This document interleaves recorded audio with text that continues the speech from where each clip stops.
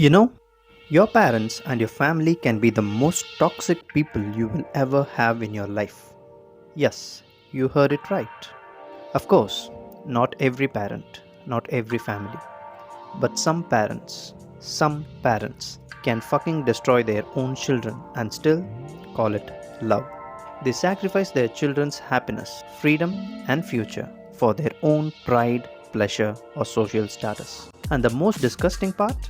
They don't even see their children as human beings. They see them as dolls.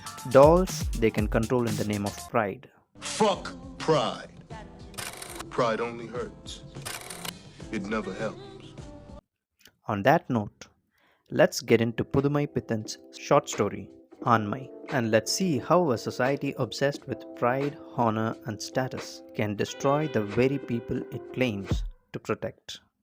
Imagine a family gathering to celebrate a doll marriage. The adults are laughing, enjoying the celebration, watching their little children play. And suddenly, a thought occurs to them: why play with wooden dolls when they have their own children? And so they turn their own children into bride and groom. Srinivasan, also known as Seema, the 4-year-old son of Parameshwara Iyer, and Rukmini, the 2-year-old daughter of Attur Pannai Iyer.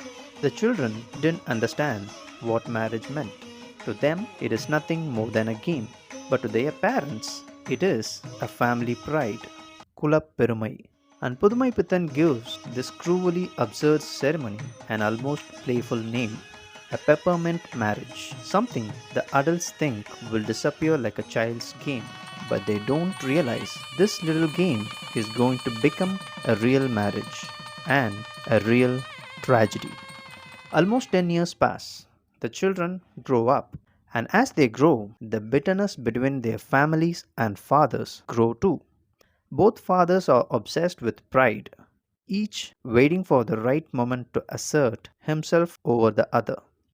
Then Parameshwara Iyer finds his opportunity. Rukmini has come of age. The childhood marriage is now expected to become a real conjugal marriage, the Shanti Muhurtam.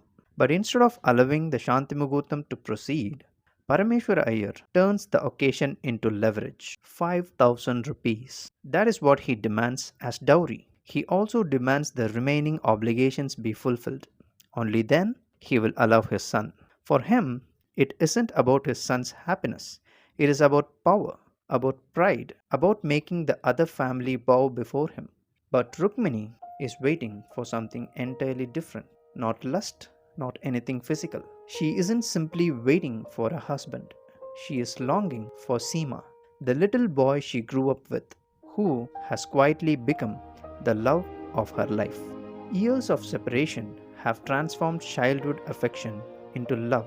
She waits for a letter, a message, anything. She simply waits to know that she has not been forgotten.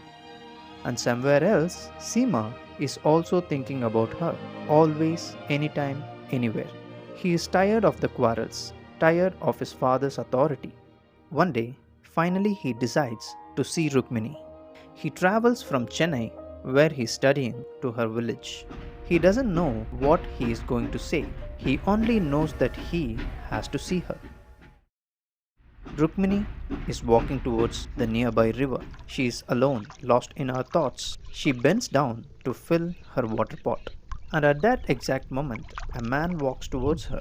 Neither of them recognizes the other at first. Seema looks at the young woman in front of him.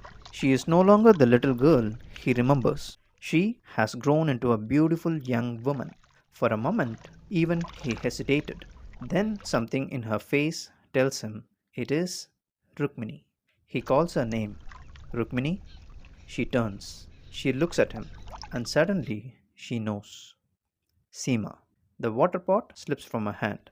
For a moment, she simply stands there, breathless, and then the tears begin to fall. She doesn't try to stop them. After all these years, the person she had been longing to see is standing right in front of her. Seema asks why she never wrote to him, but he himself had never written a single word to her. Still, she doesn't blame him. She simply says she was afraid. Afraid that he would misunderstand her, afraid of her family, afraid of the world. Then Seema tells her they can escape their fathers, escape the quarrel, escape the village, start somewhere else. He asks her, "Will you come with me?" Rukmini, the innocent poor little girl, accepted at once. She said, "I will." For a brief moment, she believes him completely. They speak about their childhood memories and laugh together. For a moment, they are children again. She playfully pulls her hand just as she used to when they were children.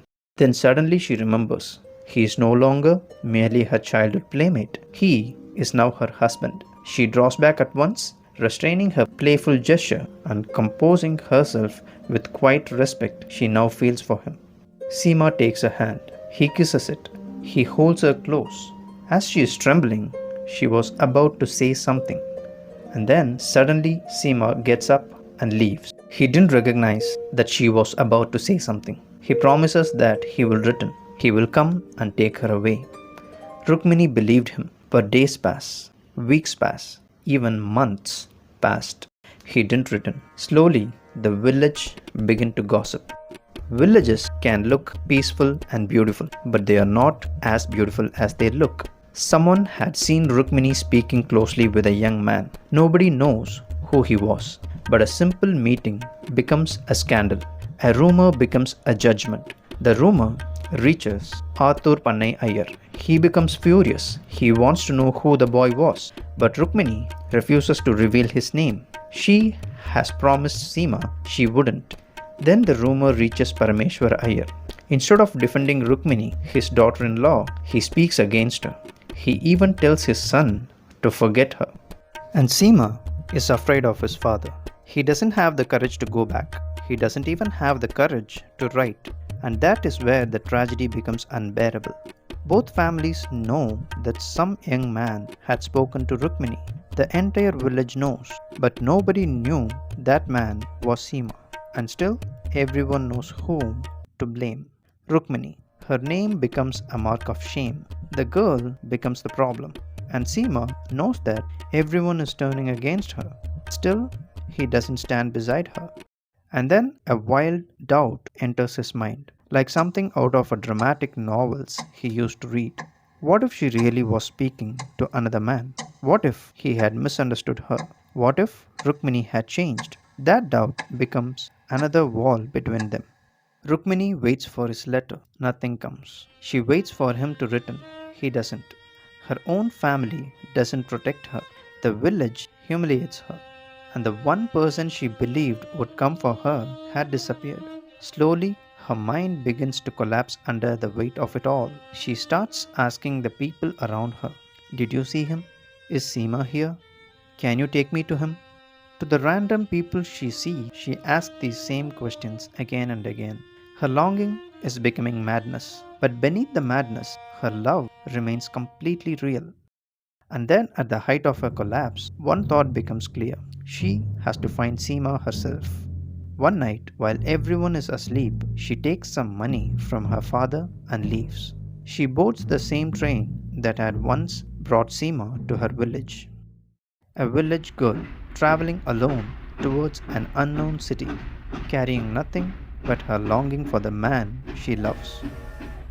A city could be more dangerous than a village for people like Rukmini. Chennai. To Rukmini, it isn't really a city. It is simply the place where Seema is. She walks through its street asking strangers, "Did you see him? Is Seema here? Can you take me to him?" Her hair is disordered. Her clothes are no longer carefully arranged. People laughed at her. Her mind is somewhere between memory and madness, and men begin following her. Young men, curious men, cruel men. They see a beautiful woman wandering alone. Instead of seeing her pain, they see an opportunity. But Rukmini didn't see them. She looks for only one person, Seema. And then the cruel, ugly fate does something neither of them could have imagined. It brings Seema to her. Seema sees the crowd, and then he sees her. Rukmini. For one brief moment, he is happy. She has come looking for him. She is alive. She is standing right there. He runs towards her. Rukmini, she turns. He comes closer. He is ready to tell her that he is here. And then she asks something. "Did you see him?" Seema stops. She asks again. "Did you see Seema?" He stares at her. I am Seema, Rukmini. She doesn't understand. Again, in a faint voice, please, can you take me to Seema? And that is the moment Seema is shattered. He remembered the little girl he had loved and the courage he never found to stand against his father and his family's pride. His helplessness had cost her everything. He took Rukmini home, not because he had saved her, but to prove his family, to his father, and to the world that he was a man.